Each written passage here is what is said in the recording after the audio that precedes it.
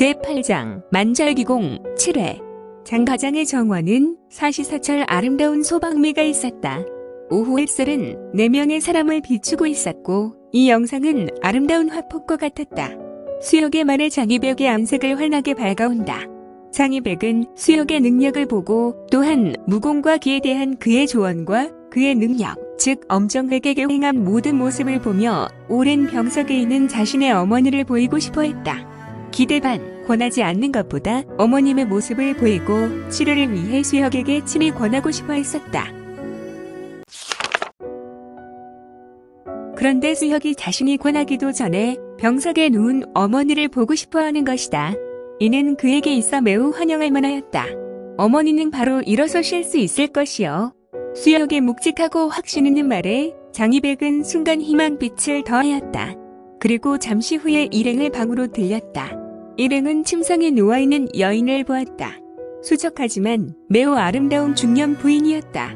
또한 비록 아프지만 침상에 누워있었던 여인은 매우 기품이 있어 보였다. 잠시 후 정말 봐도 신기한 수혁은 의원도 아니었지만 허공을 격하고 현란한 손동작이었다. 수혁은 장희백의 어머니를 벌써 치료하고 있는 듯하였다. 조용히 장희백은 라니에게 눈짓으로 차를 내오라고 보낸다. 라니는 장희백의 명으로 조용히 밖으로 나갔다. 수혁은 손들어 여인에게 무언가 걷어내는 듯 행동을 취한다. 그때 여인의 몸에서 검붉은 기운이 연기처럼 흘러나왔다. 특히 그녀의 가슴 부위에서 다량으로 진하고 탁한 검은 연기가 흘러나온다. 그리고 그 검은 연기와 같은 것이 모여서 이내 아름답고 영롱한 빛을 발하는 검붉은 보주가 되었고 수혁의 아름다운 손에 떨려왔다. 어머님의 장애를 제거하였소. 이제 기를 보충하면 됩니다. 정획은 이 구슬을 삼켜라. 그대의 몸에는 이러한 것들이 좋은 영약이 되고 필요해. 물론 이후로는 이 같은 것들이 필요하지 않으나 지금은 이것으로 인하여 체내에 녹으면 많은 도움이 될 거야. 수혁이 주어 보주를 손에 든 정획은 조금도 망설임 없이 그것을 삼켰다. 정획은 이제 온 기조식하고 보주는 그대에게 또 다른 기원을 만들 줄 것이니 그리고 내가 다시 돌려준 기운과는 매우 잘 어울릴 거야. 그리고 다시 수혁은 눈을 감는다. 천지의 기운을 끌어들이듯 두 손을 빙글빙글 돌린다. 정말 희한하게도 하얀 서기가 사방으로 몰려들어왔다.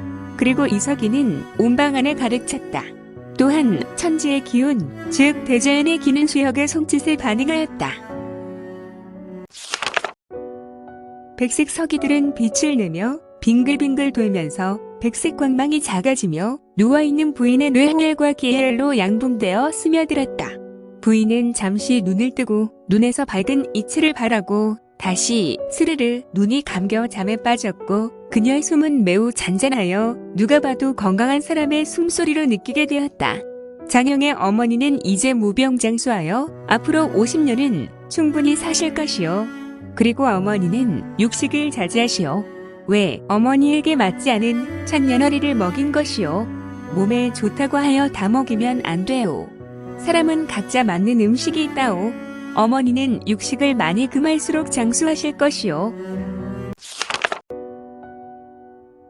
이때 엄정혁의 머리에서 삼화추정의 기가 발현되고 이내 약간의 시간이 지나니 오기조원의 기가 형성되었다. 그리고 그는 바로 모든 무림의 꿈인 신화경을 넘어 현경의 곳으로 거듭나고 있었다. 아니, 공자님, 정획 형에게 무엇을 먹였기에 이러한 현상이 일어나는 것입니까? 공자님, 나에게도 기원을 베풀어 주세요.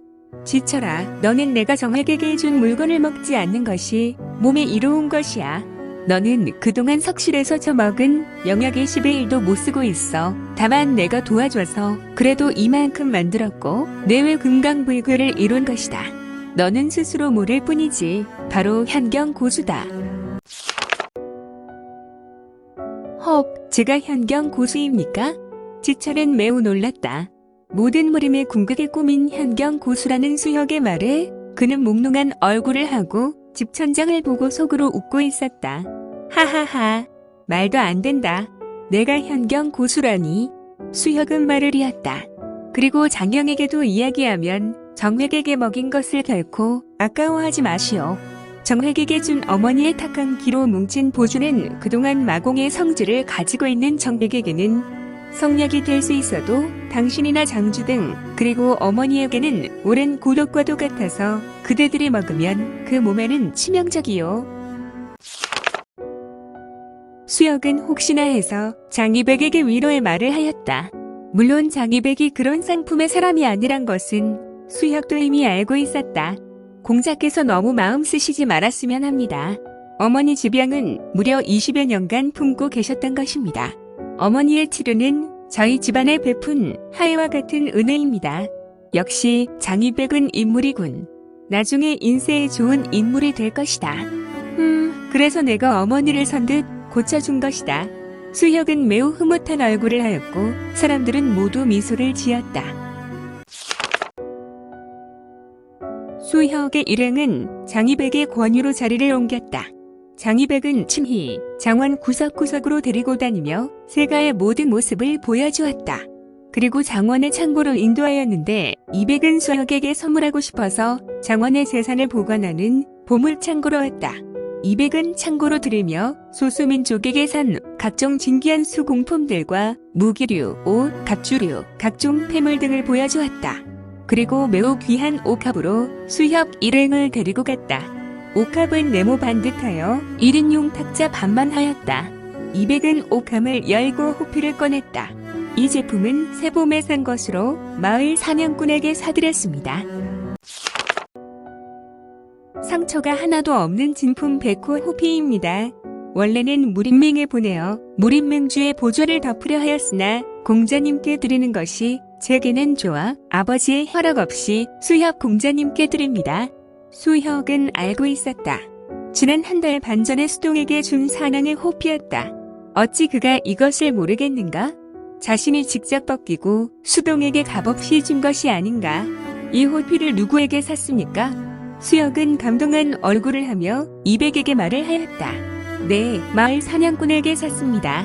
백호랑이 가죽이 매우 귀한 것으로 금 100냥을 주고 사드렸습니다.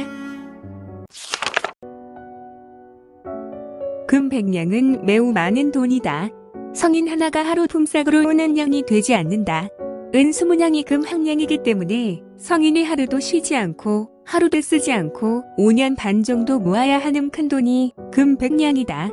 평민이 모은다면 약 15년 가까이 자린 고비처럼 모아야 하는 돈이다.